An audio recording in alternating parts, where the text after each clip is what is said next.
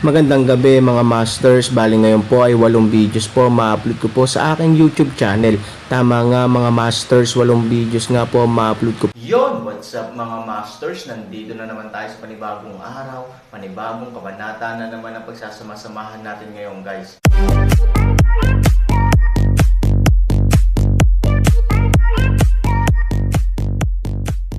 Bali mga masters, kung bago ka pa lang po sa aking YouTube channel, please click the subscribe button, lalong-lalo na po yung notification bell guys, para maging connected pa rin tayo sa isa't isa at maging updated kayo sa mga susunod ko pang video. Bali mga masters, bago natin umpisahan ng kwento ay mag-shoutout po muna tayo para sa mga solid nating tagapakinig. Shoutout kay Montano Paglala at shoutout kay Maria Victoria Aka. Yun na nga mga masters, no? Bali hindi na ito patagalin. In 3, 2, 1, let's go!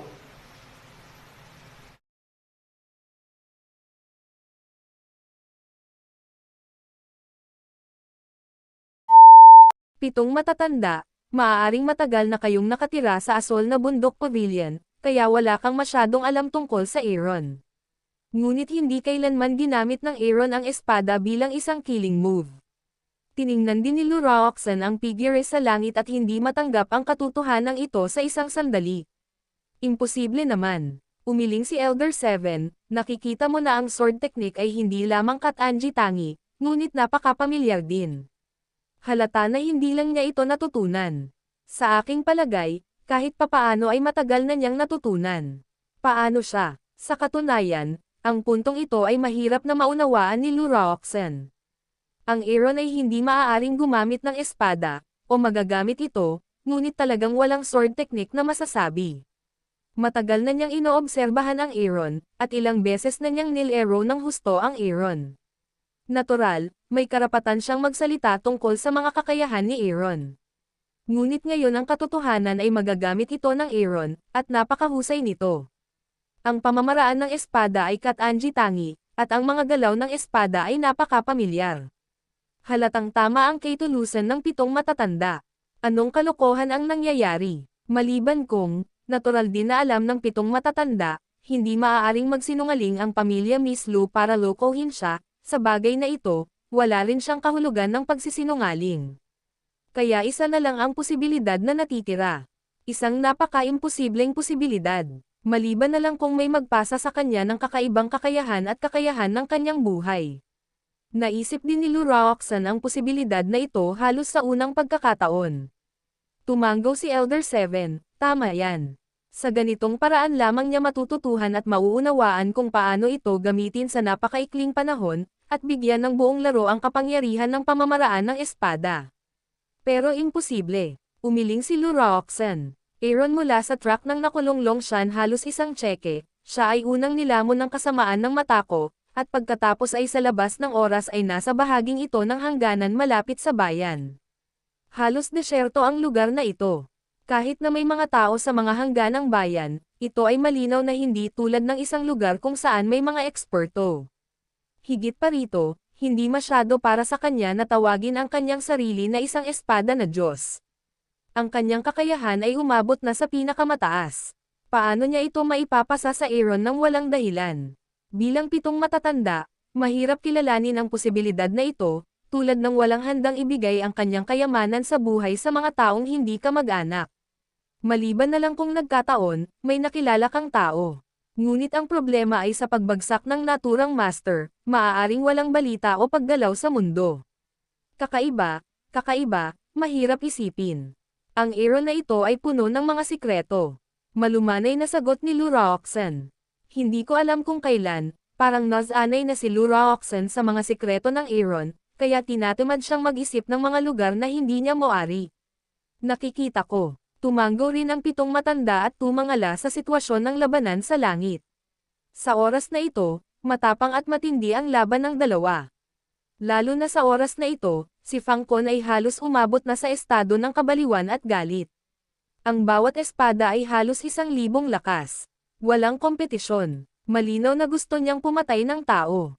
Ngunit iba sa kanya, ang Aaron ay walang anumang irritable na mood sa oras na ito.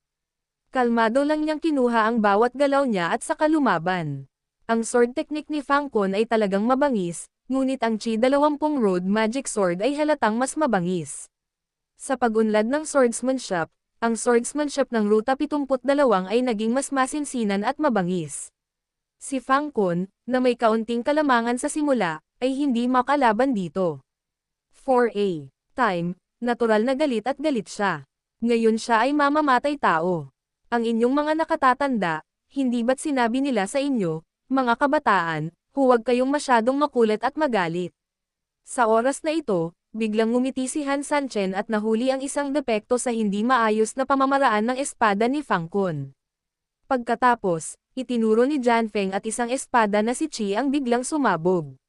Bang! Si Fang Kun, na mukhang mabangis, ay tinamaan ng espadang Qi.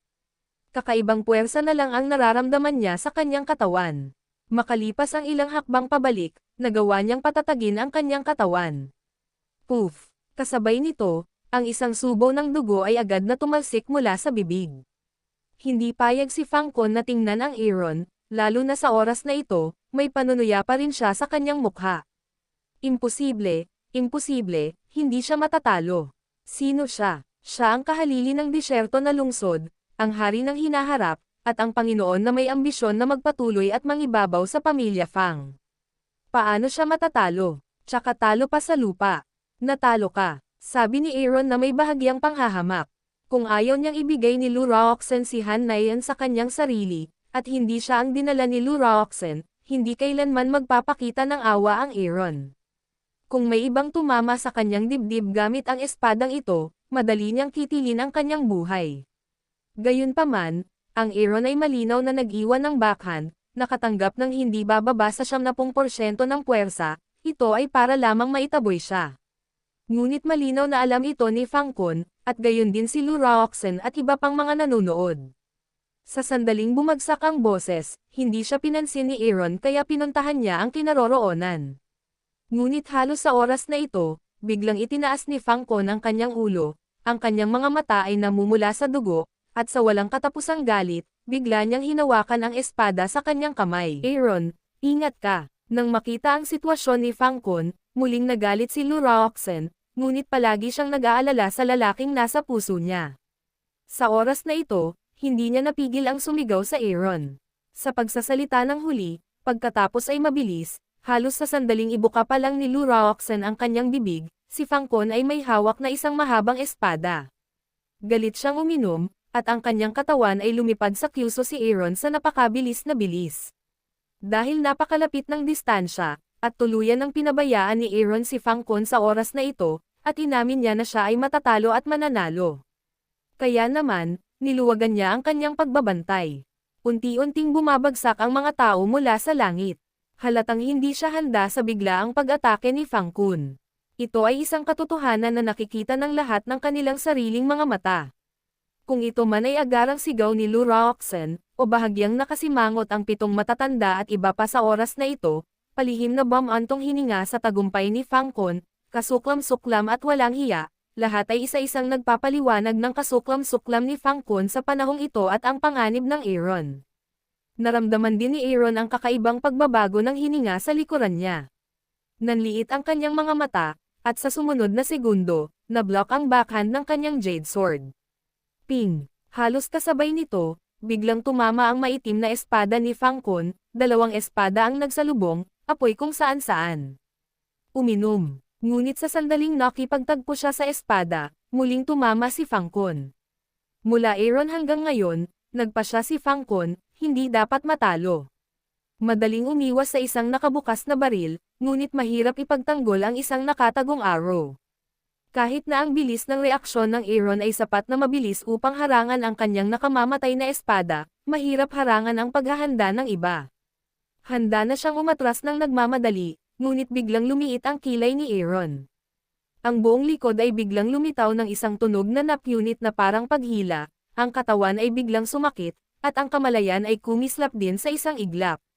Ang espiritu ni Han Sanchen ay umatras pa rin, ngunit dahil sa biglaang malaking pagbabago sa kanyang katawan, bumagal ang kanyang bilis, at ang kanyang enerhiya ay nagsimulang sumuwi sa kanyang utos. Sa harap ng matinding suntok ni Fang Kun, maaaring iwasan ni Han Sanchen ang ilan, ngunit hindi niya maiwasan ang lahat. Bang! Tinamaan ni Fang Kun si Around direkta sa tiyan. Bagamat nabigo si Aaron na matamaan ng 100% ang kanyang buong lakas dahil sa kanyang dodge, hindi bababa sa 50% ng puwersa ang nasakop ng Aaron, at maging ang 80% ng puwersa sa mga mata ni Fangkon. Boom! Halos matapos ang mahinang tunog, mabilis na nahulog ang katawan ni Aaron mula sa himpapawid. Damn it! Sa mahinang pagsaway, malamig ang mukha ni Lu Roxen. Halos nang gagawa na si Fangkon ng isa pang galaw, isang piraso ng puting sutla ang biglang lumipad palabas at direktang itinali ang kanyang mga kamay. Ang magandang posture ni Lu Roxen ay mabilis. Hinawakan niya si Aaron, malamig na tumingin kay Fangkon at sinabing, "Tama na." Pinandilatan ng puso ni Fangkon si Aaron, na nakapikit at nakoma. Sa sumunod na segundo, sinabi niya sa isang mapang-akit na boses, "Kung hindi mo siya pinrotektahan, pinatay ko na sana ang kanyang aso." "Aaron, yun lang," bulong ni Pu Fangkon. Puno ng galit ang mga mata ni Lu Roxen, at sinabi niya sa malamig na boses, "Ngunit kaya? Hindi ba halata kung sino ang natalo at kung sino ang nanalo?" "Panipi, joke. Pero sinasadya ko siya. Total binigay naman sa akin ng asawa niya. Hindi ko siya hahayaan na gumawa ng ilang mga trick, okay lang ba? Kapag naka-move on na talaga ako, hindi man lang niya ako makuhanan ng suntok." Galit na sabi ni Fang Kun sa malamig na boses. Sa sandaling bumagsak ang boses, kinuyam ni Fangkon ang kanyang kamao gamit ang kanyang kanang kamay. Ang munting Panginoon ay walang talo. Sa di kalayuan, biglang sumigaw ang 10,000 sundalo na pinamumunuan niya, sabay-sabay. Walang hiya. Kinawayan din ng 7 elder ang kanyang kamay at humingi ng tulong sa ilan sa kanyang mga alagad ng gabinete, habang dahan-dahan din siyang sumugod. Sa paglapag ni Fangkon, ang kanyang 12 ng mga pinagkakatiwalaan, kasama ang mga sundalo sa likod, ay tuwang-tuwang sumugod sa. Halos lahat ang mga sundalo na may pinagkasunduan ay huminto ng maayos sa layong 20 metro mula kay Lu Roxen, Fangkon at iba pang malalaking lalaki, at 12 ng malalapit na kaibigan lamang ang dumating kay Fang. Kung makapangyarihan talaga si Master, ilang suntok na lang ay tatalunan ni Aaron ang sinaiyon. Haha, kahit malayo tayo sa Central Plains, sikat na sikat ang Aaron kamakailan. Maraming tao ang nagbabalita na siya ang tagapagsalita ng ilang himala, ang demonyong Diyos. Sa madaling salita, tinawag siyang Diyos. Akala ko madami siyang kakayahan ganon pala ang resulta. Hindi tama, hindi Aaron masama, ngunit ang aming young master ay malakas. Ang ilang mga tao ay maaaring tumawid sa Central Plains, ngunit hindi nila alam na may mga tao sa labas ng mga tao, at may langit sa labas. Pagdating ng swerte, ipapakita nila ang kanilang tunay na kulay kapag nakilala nila ang mga nagdurusa. Panipi, so in the end, it's our little master's skill. Hindi totoo, lalo na yung kamao. Ang magaling kong anak ay puno ng lakas ng hangin. Isang suntok ang direktang nawalan ng malay kay Aaron. Kung may hindi nagligtas sa kanya, natatakot ako na baka may nawalan ng buhay. Hehe, hindi lang sa swordsmanship ang young master natin, makapangyarihan din sa boxing. Ano ang tawag dito? Hindi ko alam. Isang kamao ang nagtatakda sa mundo. Napaka one-shot winner. Sa pagkakataong ito, isang grupo ng mga confidants ang masayang pinuri si Fangkon. Isa-isa silang puno ng pagmamalaki. Kasabay nito, si Fangkon doon ay nahulog sa malaking pagpapalawak ng sarili sa oras na ito. Sa oras na ito, bagamat paimbabaw niyang iwinagayway ang kanyang kamay sa ibabaw, na nagpapahiwatig na hindi na kailangang sabihin ng lahat, talagang may mga bulaklak siya sa kanyang puso at pakiramdam na siya na ang una sa mundo sa kanyang mga mata. Para sa kanyang walang hiyang pag-uugali, hindi lamang siya nagkaroon ng kaunting pagkakasala, ngunit direktang pinili na huwag pansinin, Elder, Aaron ay malubhang nasugatan. Sa oras na ito, ang disipulo na dumating na sa tabi ni Lu Roxen upang suriin ang katawan ni Aaron ay biglang nagtaas ng ulo at sumugod sa ulat ng 7 matatandang nagpupulong, seryosong nasugatan. Ang 7 elder ay kumunot ang kilay, ilang hakbang patungo sa Aaron's side squat down, at pagkatapos ay isang kamay upang hawakan ang Aaron's meridian, maingat na suriin.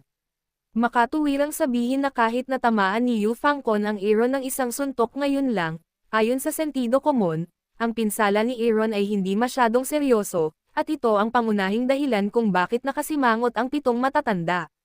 Nang marinig ang ulat mula sa disipulo at ang seryosong tingin ng 7 elder matapos bahagyang hawakan ang mga meridian ng Aaron, hindi mapigilan ang puso ni Luroxen na pumikit, labis na nag-aalala. Kasabay nito, galit niyang pinandilatan si Fang Kun. Kahit na ang pamilya Fang ay nakipagkaibigan sa tuktok ng asol na bundok sa loob ng maraming henerasyon, at ang may-ari ng pamilyang Fang at ang kanyang ama ay matalik na magkaibigan, walang pakialam si Luroxen. Kung may gagawin si Han Sanchen, huwag na lang si Fang Kun, kahit siya ang may-ari ng pamilyang Fang, wala siyang mukha.